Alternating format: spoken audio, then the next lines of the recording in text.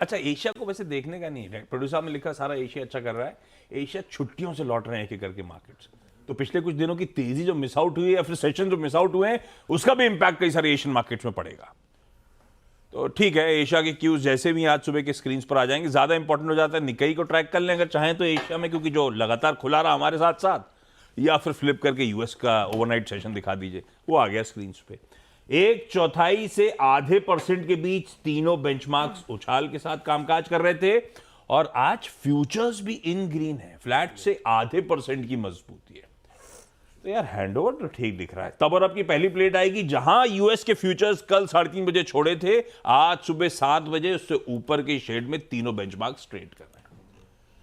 ऐसे में हरमाज, good morning. वो कैसा रहा जीडीपी, कैसा रहा जॉबलेस क्लेम, बाकी सेंट्रल बैंक्स के एक्शन, और ओवरऑल हमारे लिए हैंडओवर कैसा है?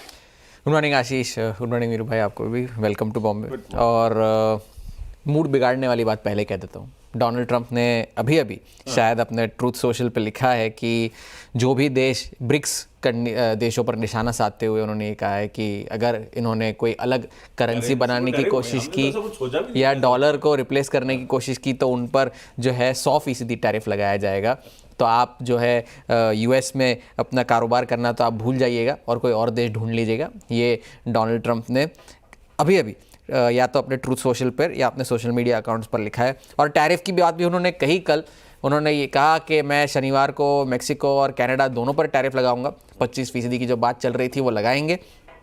और उस वजह से कल जो है वॉल स्ट्रीट के सेशन के अंत तक थोड़ी सी वॉलेटिलिटी हमें वहाँ भी देखने मिली। इंट्राडे लोज पर आए और फिर थोड़ी सी रिकवरी हुई, हरे निशान में बंद हुए तीनों इंडिसेस, मगर अपने डेज हाई से गिरकर बंद हुए। और गेन बिग टेक में कल टेस्ला और मेटा के शेयरों में अच्छी बढ़त देखने मिली, मगर माइक्रोसॉफ्ट में जो गिरावट देखने मिली उस वजह से वो सारे गेंस जो थे वो ऑफसेट हो गए। और जो ये टैरिफ की बात डोनाल्ड ट्रंप ने कही उस वजह से कनाडा और मेक्सिको दोनों की करेंसीज में कल गिरावट देखने मिली है। कैनेडियन डॉलर हो चाहे वो पेसो हो, दोनों में।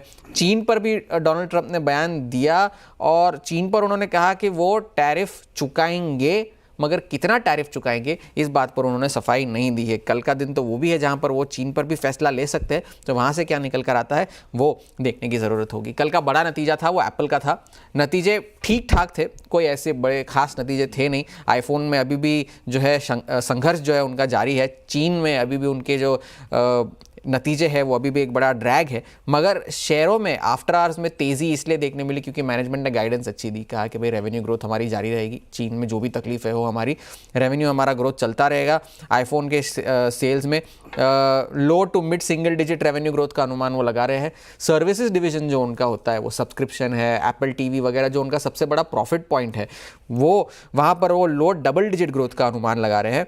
मगर एक मजबूत डॉलर की वजह से उनके जो आय है उसमें 2.5% तक का नुकसान हो सकता है, ये एप्पल ने कहा। और $30 बिलियन वो खर्च करेंगे डिविडेंड्स और शेयरों को बायबैक करने में।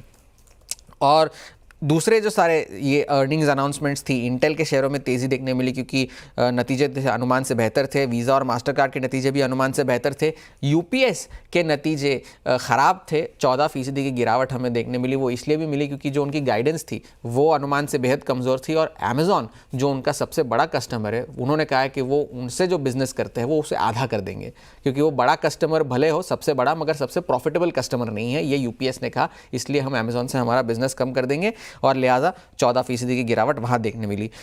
जीडीपी का डेटा आप किस तरह से देखना चाहे उस पर निर्भर करता है। ग्रोथ तो थी 2.3% अनुमान से, लेकिन कमज़ोर थी, पिछले क्वार्टर से भी कमज़ोर थी। मगर रिविजन्स होंगे आगे चल के तो शायद ये फिगर में बढ़ोतरी हो।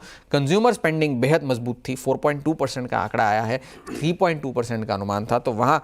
और क्वार्टर के लिए जो पीसीई का अनुमान था वो अनुमान मुताबिक 2.5% आया है। महीने का, दिसंबर के महीने का पीसीई डेटा आ जाना है, तो उस पर ज़्यादा नज़र बनाए रखने की ज़रूरत है। और कल जो एक बड़ी ख़राब खबर जो आई थी, जो प्लेन क्रैश जो वहाँ हुआ, वहाँ पर किसी के भी बचने की कोई उम्मीद नहीं है। 67 लोग थे, 60 पैसेंजर्स थे, टीम थी उसमें पूरी फ्लाइट स्केटिंग टीम्स थे वहाँ पे, 60 पैसेंजर्स थे, 4 क्रू मेंबर्स थे विमान में, और हेलीकॉप्टर में जो थे वो 3 और लोग थे। तो वहाँ पे भी सेना ने कहा कि जो बड़े एक्सपीरियंस्ड लोग थे, अब हादसा क्यों हुआ, ब्लैक बॉक्स की अभी तक रिकवरी नहीं हुई है, जाँच जारी है।